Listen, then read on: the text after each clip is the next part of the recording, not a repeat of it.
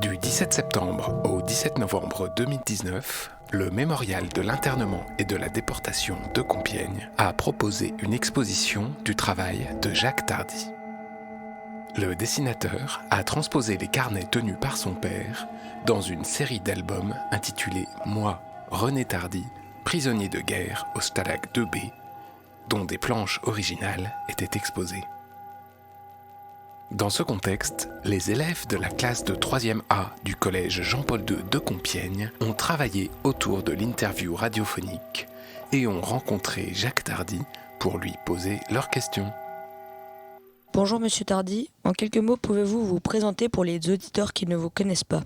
Je m'appelle Jacques Tardy, je suis dessinateur de bande dessinée depuis pas mal de temps maintenant et je suis en face de vous, très content d'être ici et d'éventuellement vous expliquer, donner des réponses aux questions que vous allez me poser.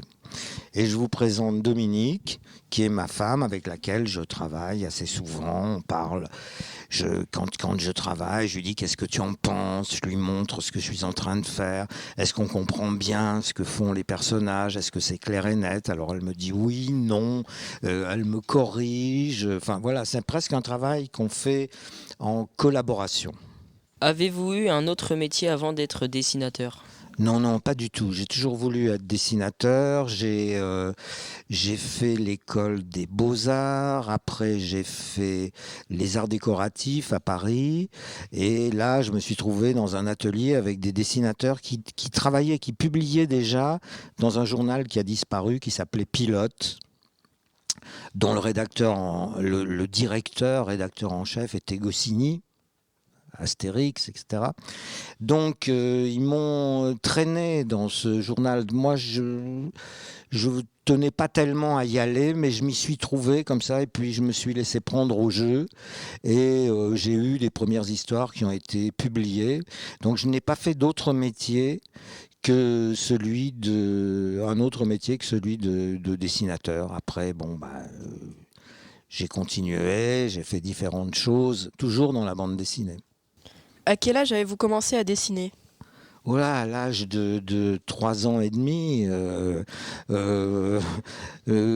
quand ma grand-mère allait voir des copines, elle emportait toujours un cahier avec elle, on me mettait au bout de la table comme ça et je dessinais, je griffonnais avec des crayons de couleur ou avec un stylo à billes, peu importe, mais je restais tranquille, c'était la seule façon et je m'ennuyais pas du tout.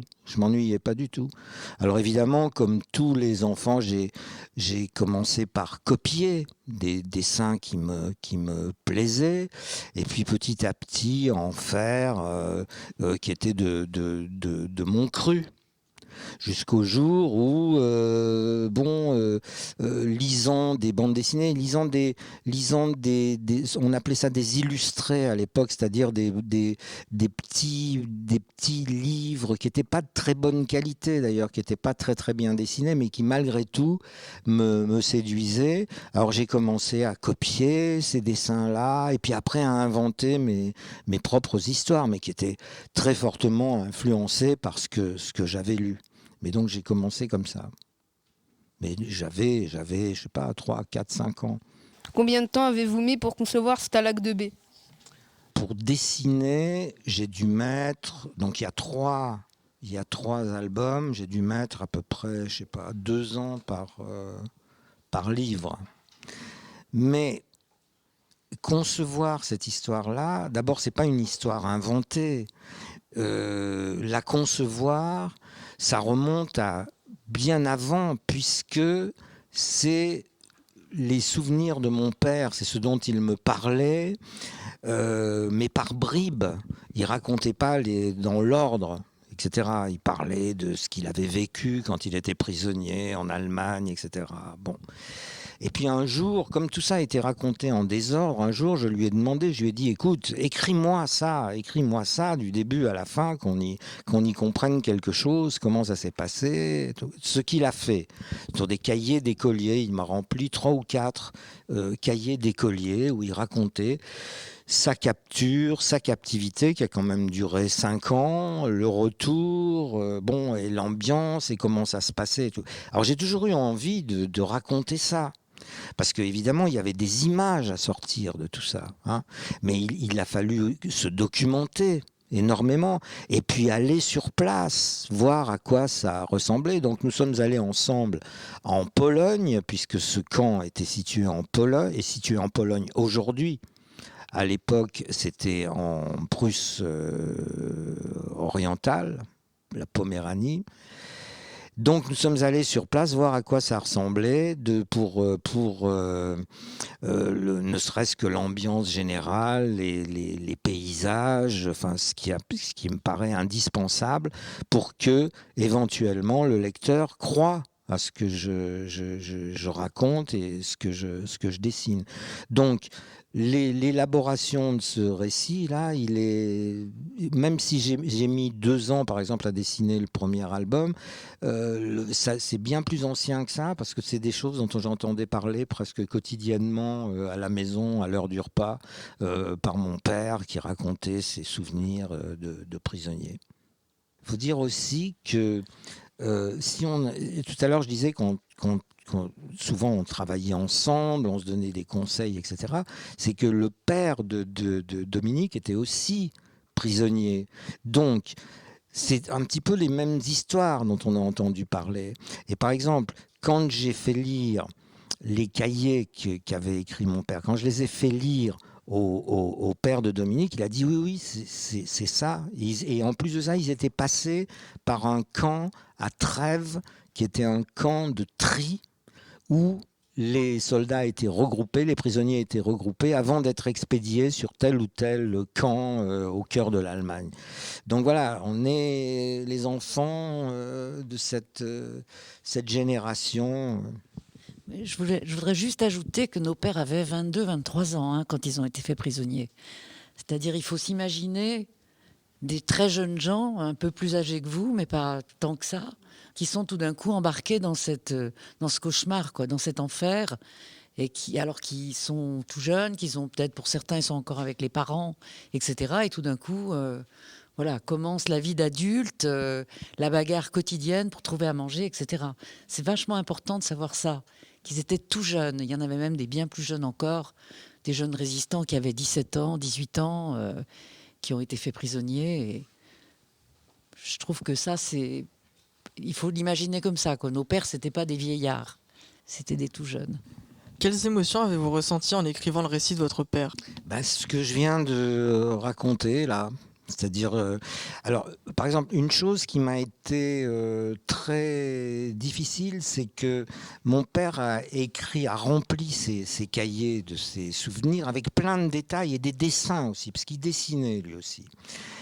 Et quand j'ai lu ça, je me suis dit que j'en ferais quelque chose un jour. Mais pas tout de suite, parce que je travaillais sur une autre histoire. Alors j'ai laissé ces cahiers sur une étagère, j'ai continué à travailler, et mon père est mort. Quand je m'y suis mis, c'était trop tard, évidemment, impossible de lui poser des questions, d'avoir des détails. Et je suis sûr qu'il aurait répondu à ces questions, parce qu'il avait une très bonne mémoire. En plus, il dessinait, donc il y avait une espèce de mémoire visuelle comme ça, qui permettait de restituer au maximum les choses. Mais c'était trop tard. Et c'est pour ça que dans ce récit, j'ai introduit ce gamin qui n'est autre que moi. Alors évidemment, j'y étais pas. Mais il pose des questions, il dit alors comment ça se passait, mais pourquoi tu dis ça, il pose des questions, les questions que moi j'aurais aimé lui poser, mais qui évidemment sont restées sans réponse. C'est pour ça que je me suis introduit dans cette histoire, alors qu'évidemment j'y étais pas. Pourquoi utilisez-vous en majorité le noir et le blanc ?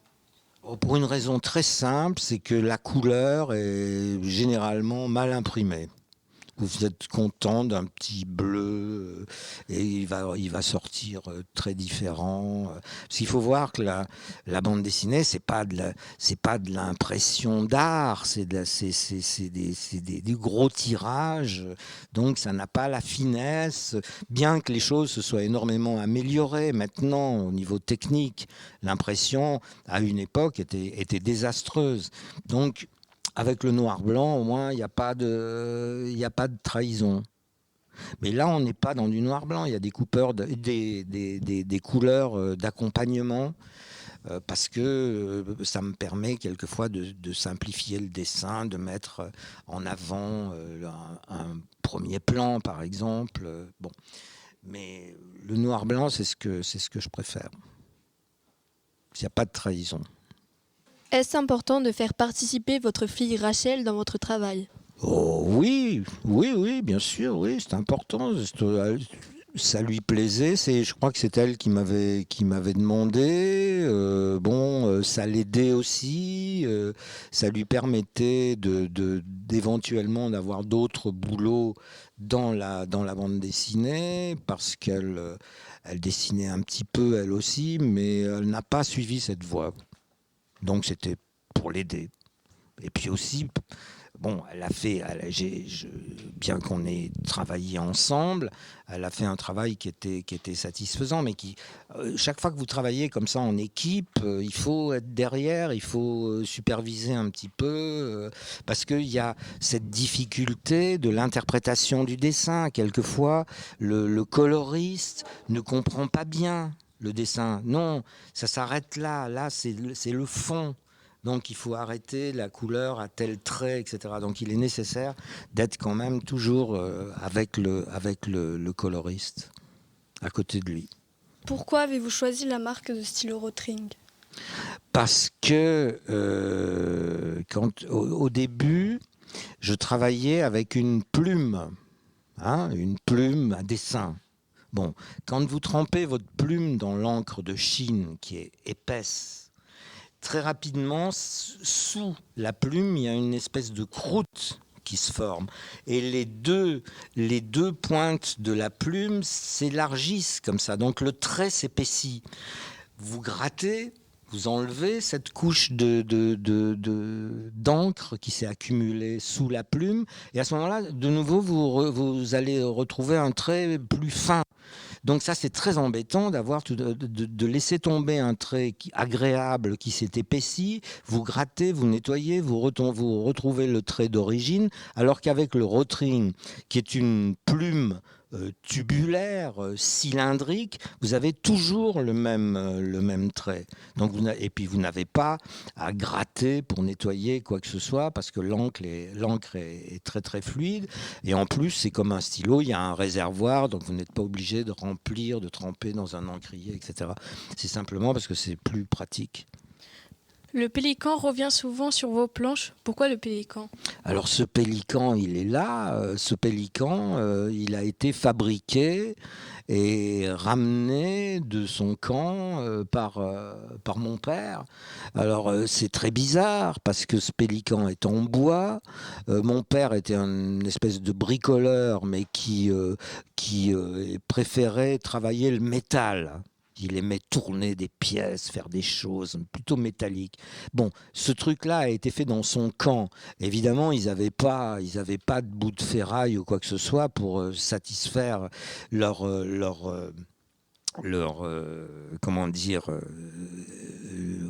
créativité, le temps qu'ils avaient décidé à passer à bricoler quoi que ce soit. Donc, ce pélican a été fait au camp et moi, je l'ai toujours vu sur une étagère, dans la maison, etc. Et alors, très curieusement, après la parution du premier tome du Stalag, une dame m'a écrit en me disant « Le pélican, c'est pas votre père qui l'a ramené, c'est le mien ». et elle m'a envoyé une photo du même pélican. Alors évidemment, je lui ai envoyé une photo de celui-ci. Donc, ce qui veut dire déjà qu'il y a eu 2 pélicans.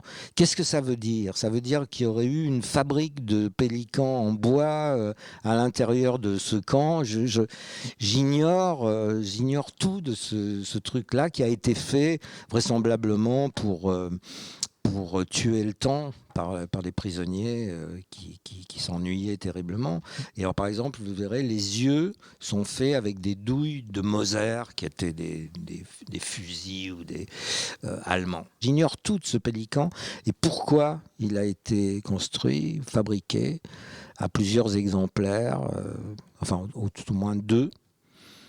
J'ignore tout du pélican. Tout ce que je peux dire, c'est que moi, je l'ai toujours vu sur une étagère. Donc, je ne pouvais pas ne pas en parler. Et puis à ça s'ajoute le fait que Pélican, c'est le nom aussi d'une marque d'encre et de couleurs allemandes. Et quand on était en Allemagne quand j'étais en Allemagne avec mes parents, j'avais une boîte de couleurs Pélican, vous savez, des couleurs en godet comme ça. Mais ça, c'est un hasard. Pourquoi vous ne dessinez pas de détails dans l'arrière-plan? Oh bah si. Par exemple, quand on regarde ce dessin, là, l'arrière-plan est rempli de détails. Bon, peut-être que par moment, je nettoie un petit peu l'arrière-plan pour que l'image soit plus lisible. Mais c'est que dans un cas, que face à un problème de lisibilité, que je vais nettoyer l'arrière-plan. Mais j'ai l'impression, au contraire, par moment, que mes images sont trop pleines, il y a trop de choses. Donc au premier plan, au second plan, à l'arrière-plan, non, j'ai pas l'impression de sacrifier l'arrière-plan, qui quelquefois peut être d'ailleurs très très important. C'est pas parce qu'il se passe quelque chose au premier plan que l'arrière-plan n'est pas important, parce qu'il va vous permettre de situer et il va servir une ambiance générale de l'image que vous êtes en train de faire. Pourquoi y a-t-il plus de détails dans les objets que dans les visages des personnages? Peut-être que je préfère dessiner les objets.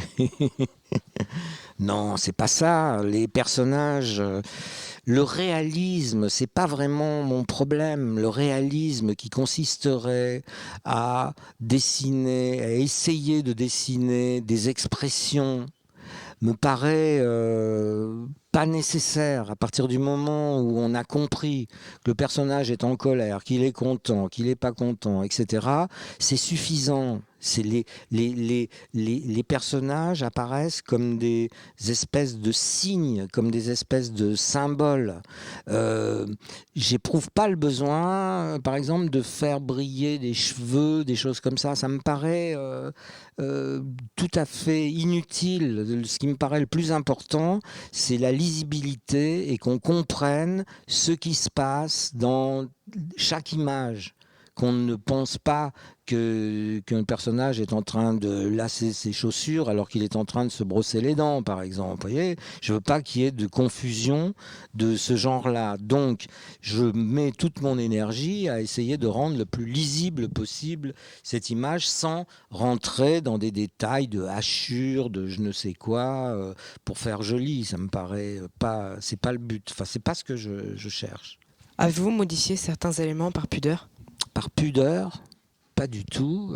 J'ai essayé, au contraire, de transcrire absolument tout ce dont il avait parlé, sans me soucier de savoir si ça allait plaire ou déplaire à qui que ce soit. Non, non, je ne me suis pas du tout retenu. Au contraire, j'aurais même tendance à en rajouter.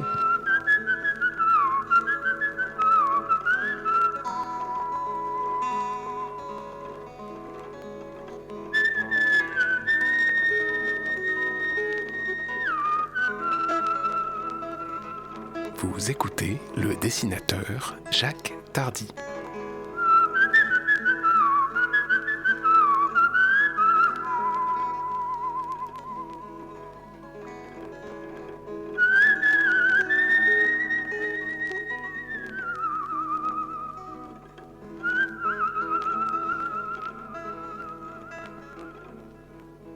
Vous avez illustré des romans, mais aussi leur couverture. Pourquoi n'écrivez-vous pas des romans ? Parce que je suis dessinateur. Mais non, mais c'est autre chose. Mais quand on commence une histoire dont on est le scénariste, on est bien obligé de l'écrire, mais c'est pas sous forme littéraire. C'est pas la préoccupation que j'ai. Donc je me prends pas pour un romancier. Mais ceci dit, l'histoire, par exemple les Adèle Blanc-Sec ou d'autres choses, je suis bien obligé de raconter une histoire qui tient à peu près d'aplomb. Donc c'est un petit peu le travail du romancier, mais pas du romancier qui va nous raconter son enfance et ses vacances au bord de la mer avec sa grand-mère, mais plutôt du romancier qui raconte des histoires policières, des histoires à énigmes, avec des rebondissements. C'est le lien qu'il peut y avoir avec le roman. Mais de là à écrire un roman, non, ça m'intéresse pas. Ce qui m'intéresse, c'est de dessiner soit sur un scénario, soit à partir de mes propres histoires, ou ce qui est beaucoup plus pratique, d'adapter un roman que j'aime bien. À ce moment-là, je sais exactement où je vais, je connais la fin de l'histoire et je n'ai plus qu'à me laisser porter par une intrigue qui a été écrite par quelqu'un d'autre. Ça, c'est très confortable. Pourquoi parfois vous utilisez beaucoup d'images et moins de texte et inversement ? Ça dépend de ce qui se passe. Quelquefois, on n'a pas besoin de texte si le dessin nous montre, nous explique et intervient dans la narration. On n'a pas besoin de surcharger avec du texte. Et puis par moment, quand vous avez deux personnages qui, pour faire avancer l'histoire précisément, parlent pour qu'on comprenne leur motivation, pourquoi ils font ça, pourquoi ils n'ont pas pu faire ça, etc. On est bien obligé de les faire parler. Mais il faut faire attention, il ne faut pas que ce texte soit trop envahissant. Il faut le distribuer en fonction des images pour que tout d'un coup, elle ne soit pas étouffée par un texte. Mais à d'autres moments, on n'en a pas besoin puisque l'image va nous raconter ce qui se passe sans qu'on ait besoin d'appuyer tout ça. Par exemple, si ça, c'est des choses qu'on trouvait dans d'anciennes bandes dessinées où on avait des personnages qui, par exemple, montaient un escalier et il y avait un texte et nos héros montent l'escalier. Bon, il y a une chose en trop. Soit le texte, soit le dessin. Bon, j'imagine qu'on peut se priver du texte puisque le dessin va remplir cette fonction. On voit les personnages qui montent l'escalier, on n'a pas besoin de le préciser avec le texte. Savez-vous combien d'exemplaires de bandes dessinées vous avez vendus ? Non, j'ai jamais fait le total. Il y a des albums qui se vendent, il y en a qui se vendent pas, il y en a, c'est très surprenant. Je sais pas, que vous dire, la vente moyenne d'un album, c'est quoi ? C'est 80 000, 100 000, c'est déjà énorme. Hein. C'est dans ces eaux-là pour un titre, un album. Mais pas tout de suite à la sortie, parce que c'est réédité. D'ailleurs, je ne sais pas comment on calcule. Est-ce qu'on calcule dès le premier tirage ? Est-ce qu'on calcule au bout d'un an ? J'en sais rien. Est-ce qu'il y a eu 2, 3 réimpressions ? Je ne sais pas. Je sais pas, c'est très, très mystérieux, mais je peux pas vous dire là, je peux pas additionner toutes les ventes depuis le premier bouquin que j'ai fait jusqu'au dernier. Il y a des auteurs de BD qui vivent de leur travail et d'autres qui ne peuvent pas en vivre. Et les jeunes auteurs, par exemple, très souvent, c'est des petits tirages, c'est des tirages de 1500, 2000, 3000, à tout casser. Et les éditeurs ne s'engagent pas trop parce que c'est des jeunes auteurs, c'est des gens qui n'ont pas encore fait leurs preuves. Donc, ils ont du mal à en vivre. Ils ont une petite avance à l'écriture avant. Ça leur permet quand même de travailler sans être complètement dans la misère. Mais si au bout du compte, l'album ne se vend pas, ça devient des précaires. Donc, il ne faut pas penser que la bande dessinée, c'est la poule aux œufs d'or. Pour certains, oui. Quand on a un tirage d'Astérix ou de Lucky Luke de 5 millions d'exemplaires, c'est considérable. Après, bon, ils vont pas tous se vendre, mais c'est vrai que ces albums-là, c'est des tirages monstrueux.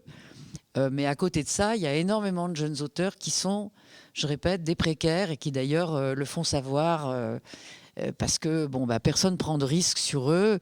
Si tout d'un coup, ils n'ont pas une vente qui s'envole de 50 ou 60 000 exemplaires, même quelquefois, ils ne referont pas un deuxième album. Donc ça, c'est une réalité aussi. C'est pas la bande dessinée, c'est pas si facile et ça fait pas vivre tout le monde, quoi. Ils prennent pas beaucoup de risques.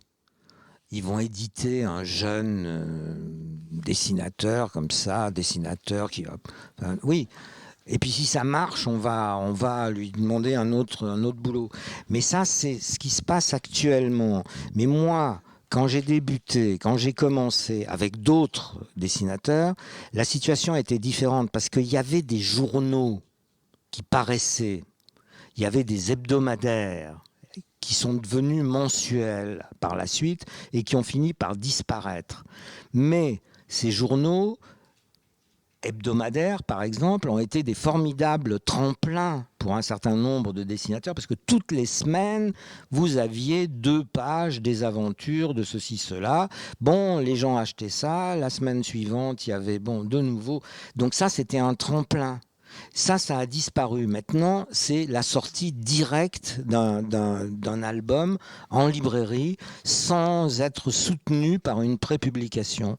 Et ça, c'est dû au temps qui change. Par exemple, Goscinny, qui était le rédacteur en chef, directeur de Pilote, qui était un journal qui était donc hebdomadaire, un jour a réuni tout le monde. On se réunissait pour préparer le numéro suivant.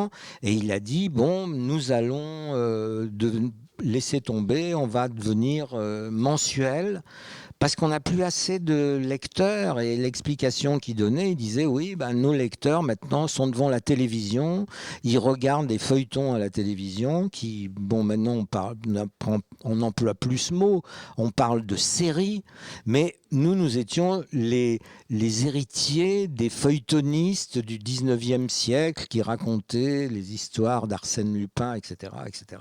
Donc on faisait du feuilleton dessiné que les gens pouvaient lire toutes les semaines par petites doses, seulement 2 pages, etc. Mais ça fidélisait des gens. Alors il y avait un certain nombre de genres différents dans un journal comme Pilote. Il y avait de la science-fiction, il y avait du roman policier, il y avait du western et tout. Donc, suivant vos goûts, vous vous y retrouviez plus ou moins. Après, vous achetiez l'album. Aujourd'hui, il n'y a plus ça. C'est fini. Tous ces journaux ont disparu. Tout ce qui reste sur le marché, c'est peut-être le journal de Mickey ou Spirou, par exemple. Mais où là, ils ont opté pour un public beaucoup plus jeune.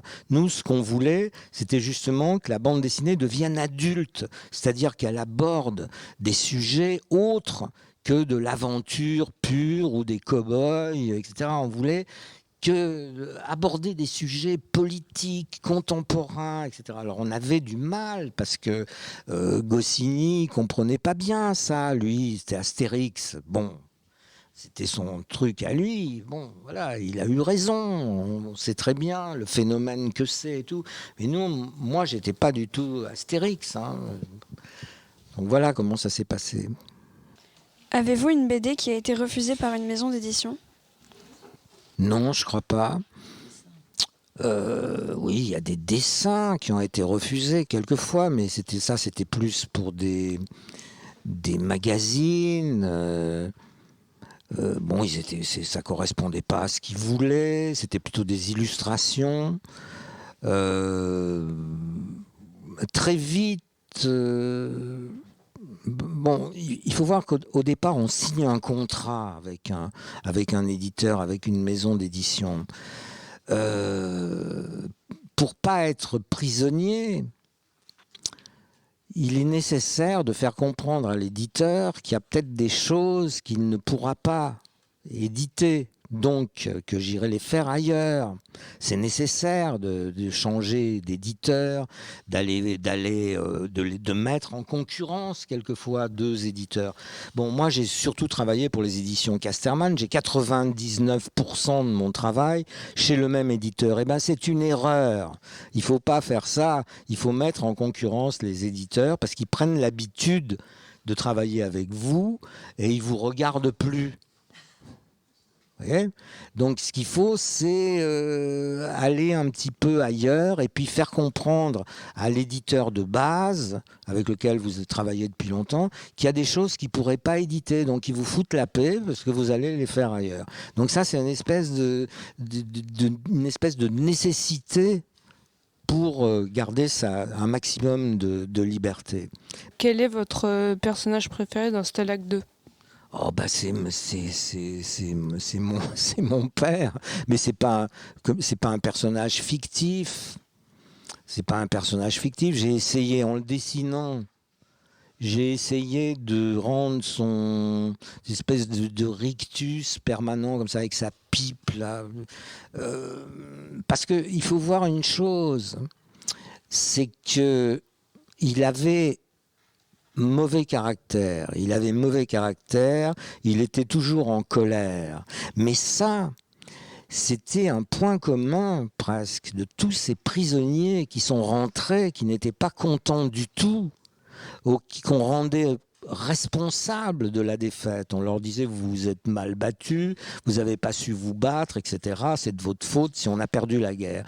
Donc, quand ils sont rentrés, ils n'étaient pas très contents, ils étaient en pétard, en permanence.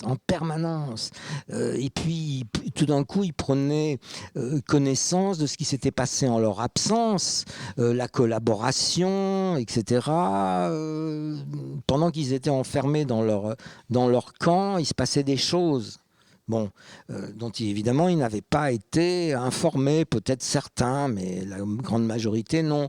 À ça s'ajoute aussi le fait que certains sont rentrés et puis ont trouvé des enfants à la maison dont ils n'étaient pas les géniteurs. Tu comprends ce que je veux dire? Bon. Donc il y avait cette espèce de colère permanente. À ça s'ajoutait aussi le fait que pendant 5-6 ans, il n'avait pas bu une goutte d'alcool. Mon père raconte qu'à la toute fin, alors je ne sais comment ils procédaient, comment ils avaient pu faire, mais ils avaient distillé avec des soldats américains, ils avaient réussi à faire de l'alcool, et tenez-vous bien, avec les raisins secs qu'on trouvait dans les tablettes de chocolat que la Croix-Rouge envoyait aux soldats américains. Alors je ne sais comment ils se débrouillaient. Sur le terrain, il y avait de l'alcool, de la vodka ou des alcools forts comme ça, mais auxquels, à mon avis, ils n'avaient pas accès. Donc, quand ils sont revenus, il y a eu beaucoup de mariages, de première communion, de ceci, cela, et comme on le sait, c'est généralement alcoolisé, avec des types qui ne supportaient pas l'alcool, ce qui était le cas de mon père après 6 ans passés derrière des barbelés. Donc, vu l'ambiance, que le charcutier du coin avait travaillé avec les Allemands, que lui avait fait des affaires et tout, ça se passait mal. Il y avait des bagarres, voilà, ça se passait très mal. Donc, ce que j'ai voulu rendre, c'était ce côté comme ça, mauvaise humeur, hargneux, qu'avait mon père, qui était un très brave type, mais qui pouvait être effrayant par moments. Hein, tu l'as connu. Mon père aussi était en colère, mais ça se reportait plutôt sur nous. C'est-à-dire que je vous disais, un jeune homme comme ça qui est parti et qui rentre et qui a des enfants petits, mais il a perdu déjà 4 ou 5 ans de sa jeunesse quand même. Mon père n'avait pas fini ses études, il était médecin, il n'avait pas fini ses études de médecine. Quand il est rentré, il aurait voulu passer les concours et devenir professeur de médecine, mais tout était déjà fait, toutes les places étaient déjà prises dans les listes des concours pour les années suivantes. Donc, il s'était fait des choses pendant qu'ils n'étaient pas là. Ils rentraient plein d'espoir de se marier, d'avoir un métier, etc. Ils trouvaient rien, il n'y avait pas de travail. Les choses s'étaient faites sans eux. Et quelquefois, ils rentraient à la maison, il y avait des enfants petits. Ils avaient des enfants et ils passaient vraiment leur colère sur eux, quoi. Mon père essayait de reprendre sa place à la maison, de retrouver le rôle du chef de famille, comme on disait, le pater familias. Heureusement, ça tend à disparaître, encore que. Et c'était pas du tout compris de nous, des enfants, quoi. Parce que nous, on était bien avec notre maman, et tout d'un coup, il y avait ce père qui arrivait et qui réglait des comptes quelque part plus avec la société qu'avec ses enfants, mais il les réglait quand même de cette façon-là. C'est-à-dire, on avait des fessées, il y avait une discipline qui était imposée, etc. Donc, c'était pas très marrant, quoi. On était tout petits et c'était franchement pas drôle. Voilà, ça s'est traduit comme ça. En tout cas dans ma famille. Mais j'insiste sur le fait qu'on leur a volé leur jeunesse quand même. On leur a volé des années qui sont des années d'espoir, qui sont des années d'illusion sur l'avenir, etc., où on a encore le choix. Et eux, ils avaient des posten, des gardiens allemands qui les tabassaient dès qu'ils faisaient quelque chose qui n'était pas accepté. Enfin... Mais par contre, ils avaient découvert la camaraderie. Ils insistaient beaucoup là-dessus, sur la solidarité entre les prisonniers. Alors évidemment, il y avait des salauds, parce qu'il y a toujours, dans une collectivité, il y a toujours des salauds, il y a des traîtres, il y a des collabos, mais il y avait aussi les camarades, et une très grande entraide, une très grande solidarité. Et ça, c'était quelque chose... je sais qu'à mon père, ça lui a manqué quand il est rentré. Il s'est senti très seul. Et il a gardé des amis, et ton père, c'était pareil, quelques amis qui étaient des copains de captivité, qui sont restés ses amis très longtemps. Comme si ce vécu commun, ces souffrances qu'ils avaient partagées, les avaient soudés. Voilà, je trouve que ça, c'est une grande leçon de vie, parce que...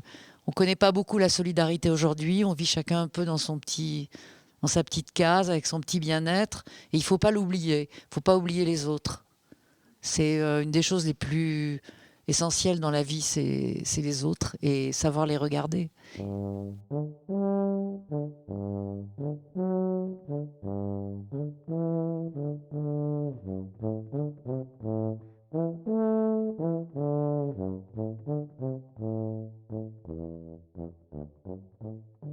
Quand au bout de 8 jours, le repos terminé, on va reprendre les tranchées.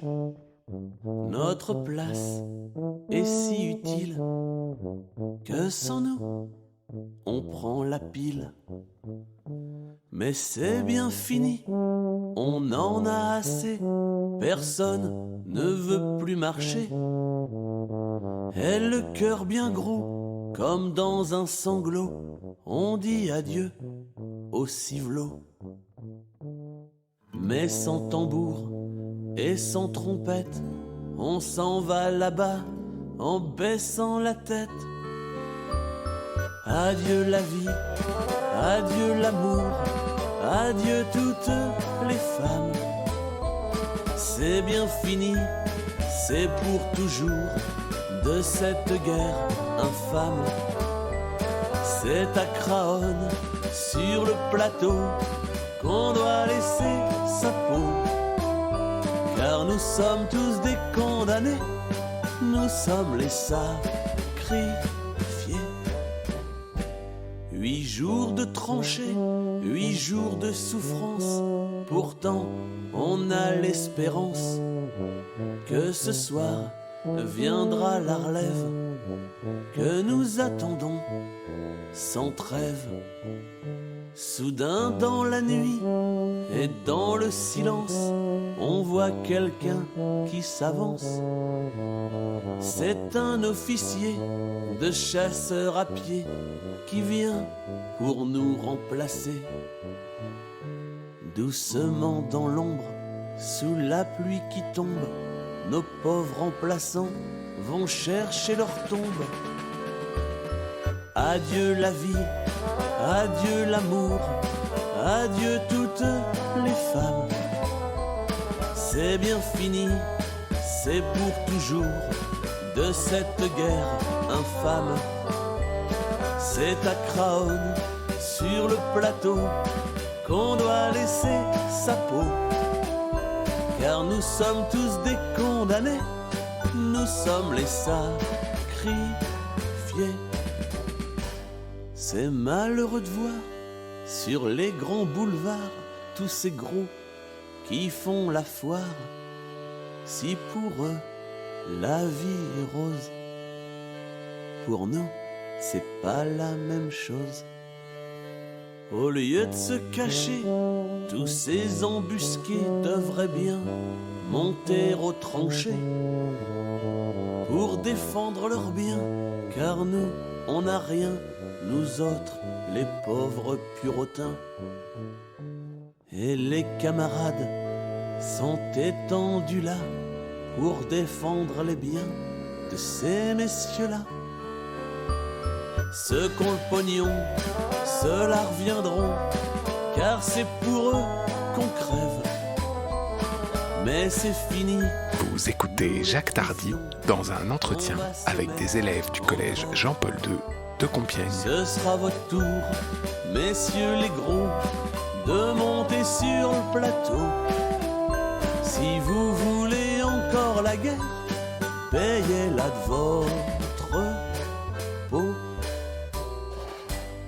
Y a-t-il une langue dans laquelle vos BD n'ont pas été traduites que vous aimeriez faire traduire ? Il y a eu de multiples traductions. Non, il n'y a pas de langue. Pour moi, les langues sont toutes, d'une certaine façon, elles se valent toutes. Donc, il n'y a pas, je préfère pas une langue plutôt qu'une autre. Ça, encore une fois, c'est des problèmes d'édition, de proposition, d'éditeur qui veut acheter, avec tout ce que ça va poser au niveau de la traduction, par exemple. Je me demande bien comment les mots d'argot que j'utilise, par exemple, j'ai fait une série d'albums sur la commune qui s'appelle Le Cri du Peuple. Bon. Et j'ai beaucoup utilisé des mots d'argot de l'époque. Hein, rien à voir avec l'argot d'aujourd'hui. Qu'est-ce que ça donne, ça, traduit en turc ? En turc, parce que ce livre a été traduit en turc. Alors ça, c'est très inquiétant. Alors quelquefois, on est en rapport, mais c'est très très rare, avec le ou la traductrice. Et alors on se rend compte que quand même ça va très très loin dans l'incompréhension. Par exemple, j'ai fait pas mal de choses sur la Première Guerre mondiale. Bon, une mitrailleuse, par exemple, les soldats appelaient ça la machine à coudre, à cause du bruit, tac, tac, tac, tac, tac, la machine à coudre, ou à découdre. Et une traductrice italienne téléphone et elle dit, est-ce que vous employez ce mot, vous parlez de machine à coudre parce que les femmes à l'époque souhaitaient posséder une machine à coudre pour faire de la couture. Donc là, on est dans un délire total, enfin une incompréhension totale. Alors je me demande ce que ça donne traduit en coréen, par exemple, l'argot parisien du début du siècle. Alors il y a des contresens, mais incroyables, quoi. Quand on rentre un peu dedans, ou quelquefois, on peut demander à des copains qui parlent la langue dans laquelle le bouquin est traduit, leur demander de vérifier un petit peu, de superviser la traduction. Et récemment, là, je crois que c'est dans Putain de guerre, tu avais dessiné un car, et ce car, enfin un bus, quoi, ça s'appelait les cars chaussons à l'époque. Les chaussons étant la compagnie de cars. Et le traducteur allemand a traduit ça en allemand littéralement, c'est devenu un car pantoufle. Vous voyez un peu bon, alors des trucs comme ça, on peut évidemment pas le savoir, mais ça peut donner vraiment quelque chose d'assez dramatique au niveau de la compréhension du récit. Et il y a des langues, malheureusement, on ne connaît pas de traducteur, on ne connaît pas... En allemand, je crois. Oui, c'était en allemand, mais quand même. Le carpantoufle. Ouais. Il faudrait que le traducteur fasse la liste des mots qu'il ne comprend pas. Alors il y a l'argot qui intervient. Alors là, évidemment, le traducteur, bien souvent, est dans le brouillard total. Alors il faudrait, à ce moment-là, il faut pas employer l'équivalent argot, il faut employer le mot correct dans la langue dans laquelle on est traduit. Donc ça, c'est des ajustements qui sont malheureusement pas toujours faits, même rarement faits. Quels sont vos futurs projets ? En ce moment, nous travaillons ensemble, Dominique et moi, on travaille ensemble sur une bande dessinée contemporaine et tout à fait personnelle, mais je préférerais que ce soit toi qui en parle. Oui, alors moi j'écris le scénario. C'est c'est le parcours d'une jeune femme qui va se retrouver, qui d'abord veut monter à Paris pour faire une carrière artistique, la chanson, le théâtre. Donc elle quitte sa province et puis elle arrive à Paris. Elle commence à travailler, à jouer, à vivre un petit peu de son métier. Et puis très rapidement vont arriver les événements de mai 68, qui est notre révolution à nous, révolution qui n'a pas malheureusement abouti comme on aurait souhaité, mais qui a quand même libéré beaucoup de choses, beaucoup de paroles, entre autres, et apporté une certaine émancipation à la jeunesse qu'elle n'avait pas avant, notamment aux femmes, en tout cas pour les années qui ont suivi 68. Pour nous, les femmes, il y a eu un certain nombre de mesures qui nous ont permis, de luttes qui ont été menées, qui nous ont permis d'avoir un tout petit peu la maîtrise de notre vie, de notre corps en tout cas, avec la contraception, avec l'IVG. Voilà, tout ça n'aurait pas existé probablement s'il n'y avait pas eu mai 68 et toutes les idées qui se sont dégagées de ce combat qui était aussi le plus grand mouvement social que la France ait jamais connu, puisqu'il y a eu 10 millions de travailleurs en grève, pas seulement les étudiants, mais les travailleurs dans les usines. Voilà, donc elle vit ce basculement, elle va aller chanter dans les usines occupées. Et après mai 68, elle ne va pas pouvoir reprendre son métier, faire comme si c'était rien passé. Le retour à la normale, elle le vit très très mal. Et elle décide d'arrêter sa carrière et de chanter uniquement pour les gens qui se battent, donc de n'écrire que des chants de lutte et de devenir plutôt une militante qui chante qu'une chanteuse qui milite. Voilà, c'est son itinéraire et jusqu'aux années 80, jusqu'à l'arrivée de Mitterrand, donc du socialisme en France, enfin d'une certaine forme de socialisme, où là les choses vont évoluer différemment et surtout de voir la fin du mouvement de 68 qui va se terminer à peu près à cette époque-là, où tous les gauchistes, les petites organisations gauchistes, etc., vont un peu se diluer dans la nature et où on va recommencer à croire à nouveau qu'en mettant un bulletin de vote, on va changer quelque chose. Parce que l'on n'y croyait pas du tout, nous. On n'y croit plus non plus maintenant, mais il y a cette période des années 80 où il y a un espoir. Parce que pour la première fois, on n'a pas un président de droite, on a un président qui est à l'écoute, etc. Bref, je ne vais pas rentrer là-dedans. Mais voilà, donc c'est là-dessus qu'on travaille, c'est le parcours de cette jeune fille à travers ces années qui sont quand même des années extrêmement agitées en France, parce que le mouvement social, il va durer tout au long des années 70, et on va arriver dans les années 80-90, où on va délocaliser les usines, et petit à petit vider la France de son substrat prolétarien, c'est-à-dire tout le monde va devenir une grande masse de salariés, mais les ouvriers, on ne sait plus grosso modo ce que c'est, puisqu'en France, on ne va plus rien fabriquer, on va exporter les machines et tout le savoir-faire dans des pays où ça coûtera moins cher. Donc voilà, vivront la fin du capitalisme, j'espère, qui est désastreux aujourd'hui, Et c'est ça, tout ça qu'on raconte, en traversant aussi les combats antiracistes, les combats de défense des travailleurs immigrés, tous les droits qui ont été bafoués, qu'on essaye de mettre en avant, en tout cas mettre en avant les violations de ces droits pour que les choses changent. C'est ça l'album qu'on fait actuellement, ensemble, qui sortira, je ne sais pas quand, parce que c'est plus on avance et plus on a de choses à raconter. Donc probablement pas avant un an, peut-être 1 an et demi, je ne sais pas. Et comment elle s'appelle Elle s'appelle Élise. Elle s'appelle Élise, cette jeune fille. Voilà. Vous pourriez toutes être des Élises, parce qu'elle commence à prendre conscience pendant la guerre d'Algérie, c'est-à-dire qu'elle a 16 ans. Voilà, donc elle est touchée par cette lutte de libération contre le colonialisme, et son engagement commence à ce moment-là, sa prise de conscience politique de l'oppression et de la répression. Vous avez travaillé en 2015 sur un dessin animé Avril et le monde truqué. Avez-vous un autre projet d'animé ? Non. Plus jamais.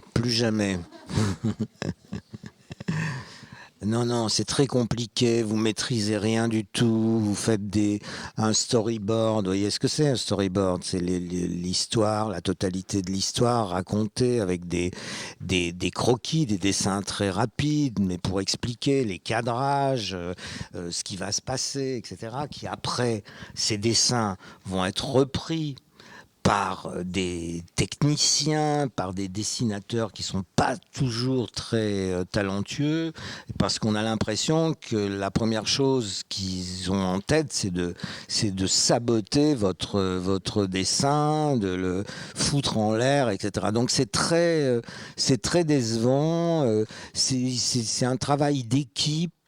Je sais que on a souvent chanté les formidables avantages du travail d'équipe, mais là, dans le dessin animé, j'y crois pas tellement. Alors à ça s'ajoute, il y a les animateurs, il y a ceux qui vont reproduire votre dessin. Il en faut un sacré paquet, hein. Il y a les décorateurs. Alors vous avez une idée, vous montrez là aussi des dessins, des esquisses. Je voudrais que le décor soit comme ça. Même des dessins qui quelquefois sont très aboutis et qui immédiatement vont être saccagés par des techniciens qui vont reprendre ces dessins et qui vont les simplifier. Enfin, pas tellement pour les décors, parce que le décor, lui, il est unique, il bouge pas, mais enfin, il peut y avoir des mouvements de caméra dans le décor qui amènent à des changements d'axe et de façon d'aborder tel ou tel élément. Mais c'est un tel travail d'équipe avec... je sais pas, 20, 30, 40 personnes qui bossent sur une même séquence qui va durer 20 secondes dans le film, avec en plus de ça, par moment, des choses qui sont envoyées à l'étranger, au Canada notamment, parce que là-bas, il y a un studio qui sait bien faire les chutes de neige, par exemple. Vous voyez ? Donc, vous maîtrisez plus rien. C'est pas un travail personnel, c'est vous maîtrisez plus rien, même si vous avez participé à l'écriture du scénario, définir les personnages. Les personnages vont être définis, tous. Et une fois qu'ils ont été repris par les animateurs, vous les reconnaissez pratiquement pas à l'écran. Donc c'est très décevant pour moi. Mais c'est dommage parce que ça pourrait être... formidable si c'était bien fait. Non, j'ai vraiment pas d'autres projets de dessin animé. Comment vivez-vous son métier de dessinateur ? Moi, je suis aussi auteur, donc on a beaucoup d'échanges, forcément. Moi, j'écris des chansons, je suis auteur-compositeur, je suis scénariste, je suis traductrice de bande dessinée. Donc, on a toujours été très proches dans le travail qu'on fait. Et puis, on se demande beaucoup l'avis l'un de l'autre. On confronte nos idées, on s'engueule des fois, il y a une espèce d'osmose dans notre travail. Et par exemple, tout le travail que Jacques a fait sur la guerre, il y a beaucoup de choses qui sont pas, qui sont un peu incertaines, qu'il faut vérifier. On trouve pas toujours les vérifications. Mais comme lui, il n'a pas d'ordinateur, il en veut pas. Moi, je suis aussi celle qui cherche les sources sur Internet, par exemple. Bon, je vais à la recherche de renseignements ou d'images que j'imprime tout le temps. Je suis en train de lui imprimer des choses. Je lui imprime des bus, je lui imprime des bagnoles, je lui imprime, je sais pas quoi, un costume, par exemple, donné. Ou tout d'un coup, il se pose une question sur est-ce que les boutons des capotes des militaires, des soldats allemands en 43 étaient les mêmes qu'en 40. Alors il faut aller vérifier. J'exagère un peu, mais c'est pas loin de ça, quoi. C'est vraiment tout le temps si quelque chose qu'il faut alimenter, parce qu'on se rend compte qu'on a vraiment de la chance avec Internet d'avoir cette source permanente d'archives et d'infos, mais quelqu'un qui n'utilise pas cet outil-là, il est quelque part assez démuni, d'autant plus qu'aujourd'hui, on trouve pratiquement des traces de tout. Voilà, donc il y a ça, on fait ça aussi ensemble. Comment je vis le fait qu'il soit dessinateur.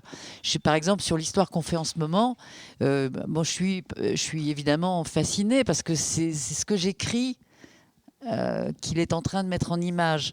Puis en plus, on discute aussi de ce que j'écris, parce qu'il y a des choses qui ne vont pas, où il me dit ce qu'il disait tout à l'heure pour l'escalier. Si tu le dis, alors c'est pas la peine que je le montre. Alors ne dis pas que vous êtes en train de faire ça ou ça, puisque moi je vais le montrer. Ou alors sinon, tu écris un roman, tu fais de la littérature et tu n'as pas besoin de moi. Voilà. Et tout le temps, je suis obligée, il me recadre à ce niveau-là, parce que c'est vrai que j'aurais plutôt tendance, moi, à écrire de façon littéraire, à délayer, et à oublier parfois qu'il est là pour l'image et pour donner corps visuellement à ce que j'écris. Voilà, c'est ça un peu nos rapports de travail en permanence. Et c'est très animé. Comment est venue l'idée de proposer un accompagnement musical avec votre travail de dessin ? On a décidé de faire un spectacle visuel à partir des albums Putain de guerre, donc sur la Première Guerre mondiale. Et au début, moi, je chantais des chansons donc, de l'époque et d'autres que j'ai écrites, et on projetait les images des albums. Et puis petit à petit, sa présence est devenue nécessaire sur scène, parce que lui, il a un commentaire de ces images que je ne pouvais pas faire, parce que moi je chantais. Il y a avec nous 5 musiciens sur scène. Et donc on a construit ce spectacle qui est à la fois musical, visuel, qui est aussi, par moments, il y a des morceaux qui sont uniquement instrumentaux, parce que le groupe est très très bien, il s'appelle Accords et âmes, groupe de musiciens avec lesquels on bosse. Et donc, on a construit ce spectacle comme ça, petit à petit. Et Jacques est venu sur scène avec nous. Et il est à une table avec un micro. Et il fait des commentaires. Il lit des textes de Putain de guerre en même temps que les images sont projetées. Et ça a pris vraiment une force incroyable de mélanger la bande dessinée avec la chanson et avec le texte lu. Voilà. Et les images projetées, on demande en général un immense écran, un écran d'au moins 9 mètres, pour que les images aient toute leur force. L'image est vraiment un des personnages du spectacle. Voilà. C'est venu petit à petit. C'était d'abord uniquement les chansons, puis après ça s'est étoffé. Alors il dessine pas sur scène, mais il commente ses dessins en lisant ses textes. Voilà. Et on peut venir le jouer à Compiègne quand vous voulez. Le spectacle s'appelle Putain de guerre, le dernier assaut. Vous avez abordé les différentes sources d'inspiration à votre travail de dessinateur. Est-ce que l'univers de Lovecraft vous plairait pour adapter ces histoires ou réaliser un album hommage ? Non, pas du tout. Non, j'ai lu Lovecraft, des nouvelles notamment.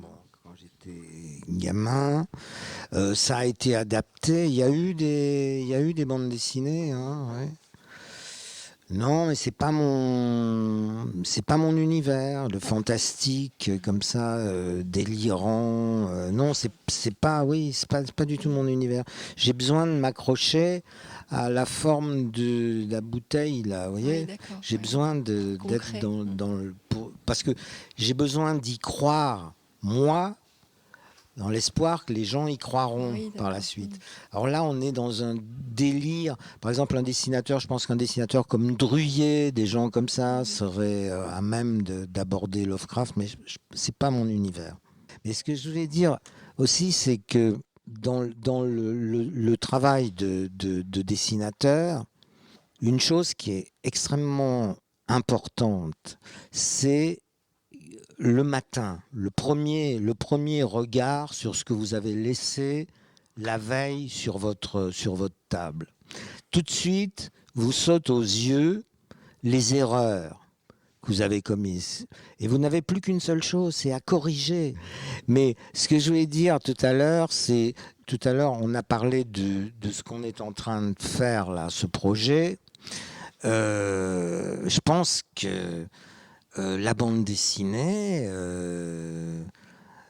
il serait temps qu'elle aborde des sujets contemporains, importants, intimistes ou pas, j'en sais rien, mais qu'on sorte des cow-boys, des super-héros, des mangas et de toute cette espèce de fatras qui est vraiment infantile et pour les tout petits.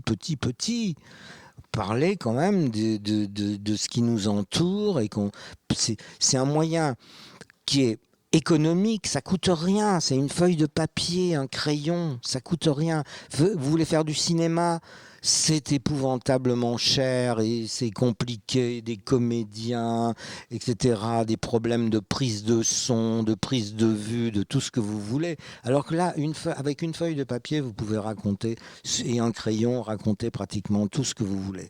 Et ce qui me paraît important, c'est de sortir du domaine du manga et de tous ces super-héros, etc. Je sais que ça a beaucoup de succès, mais c'est quand même, à mon avis, beaucoup plus important de jeter un regard critique sur ce qui nous entoure. C'était Jacques Tardy, dans un entretien préparé et mené par les élèves de 3e A du collège Jean-Paul II à Compiègne. Un entretien enregistré au Mémorial de l'internement et de la déportation, réalisé en partenariat avec Radio Graphite, dans le cadre d'un contrat départemental de développement culturel soutenu par le département de l'Oise. Retrouvez et réécoutez cette émission sur www.graphite.net.